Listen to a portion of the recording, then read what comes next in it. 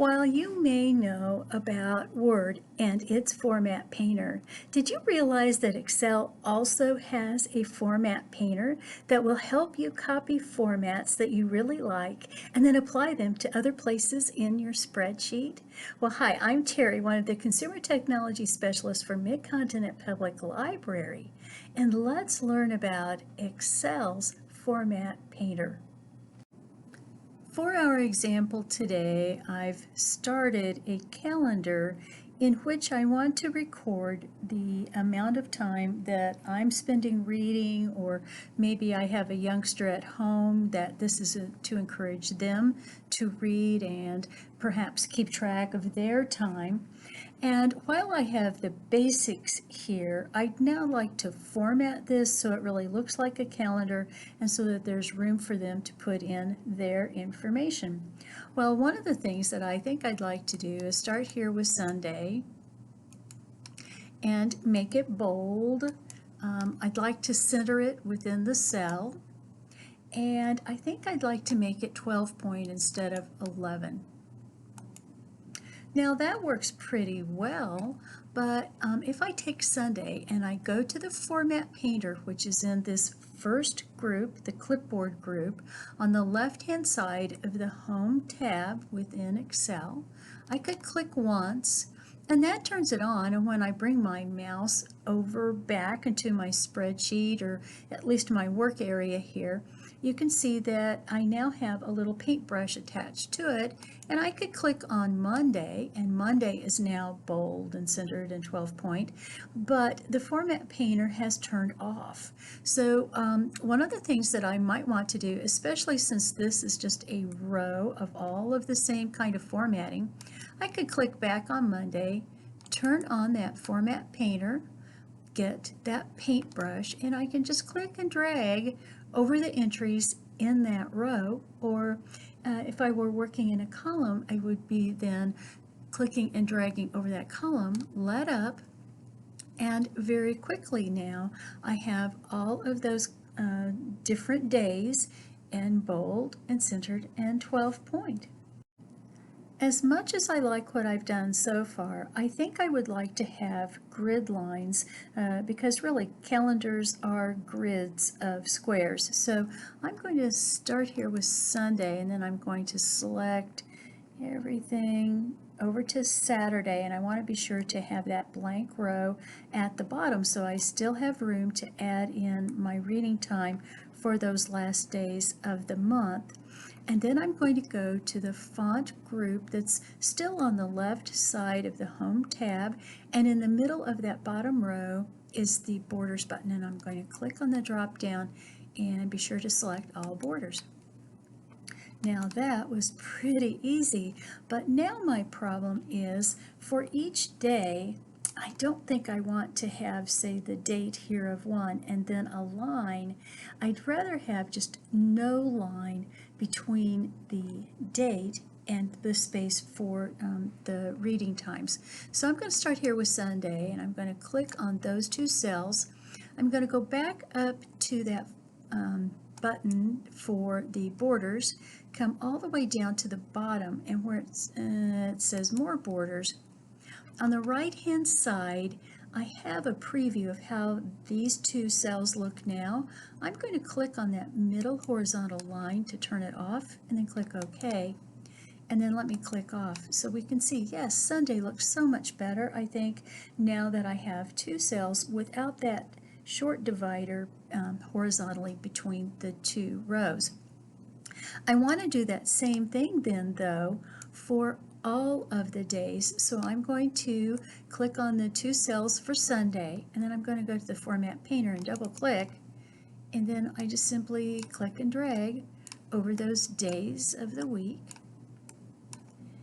and I'm copying my formatting. Now that is pretty easy. It doesn't take too long to do, and I can tell that my Format Painter is still working because I still have that paintbrush that is attached to my mouse pointer.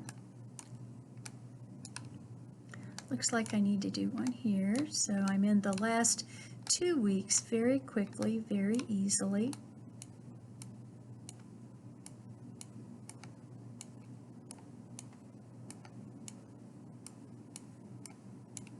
And now to turn that format painter off, I simply press Escape, and my calendar is already looking so much better.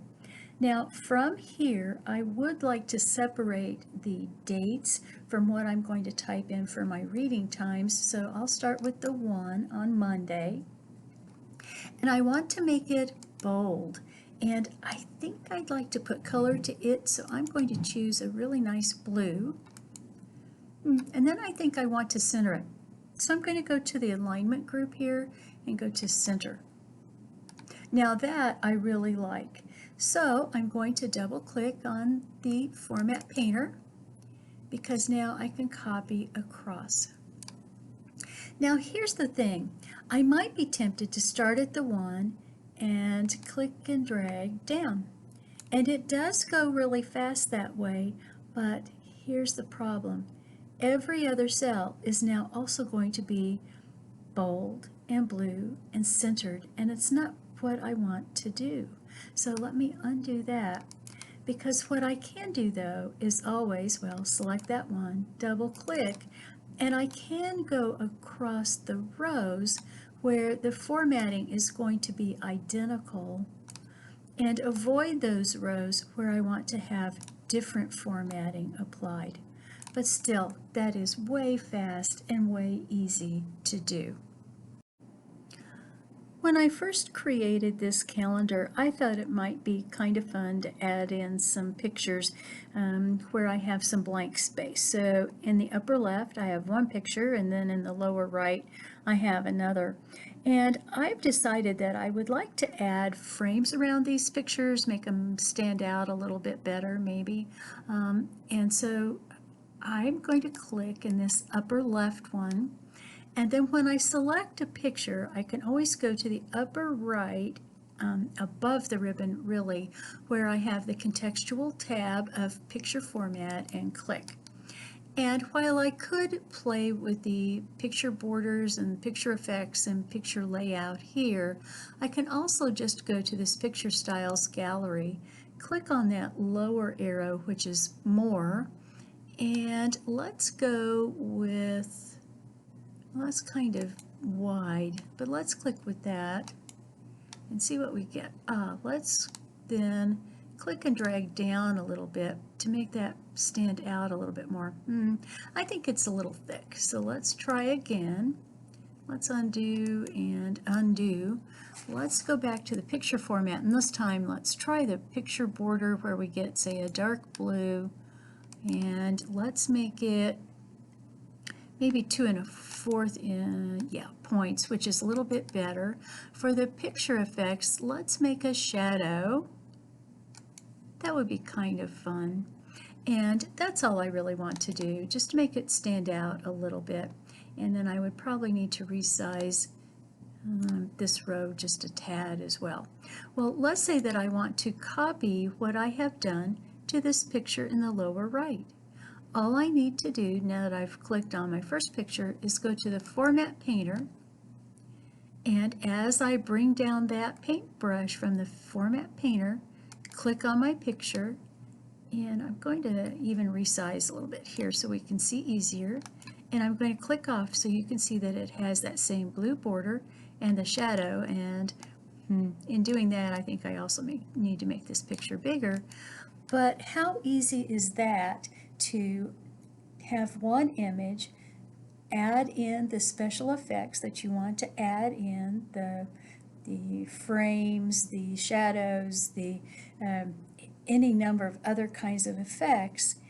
Click on that Format Painter, and then to keep your pictures consistent throughout your document, simply use your Format Painter to add in those same special effects.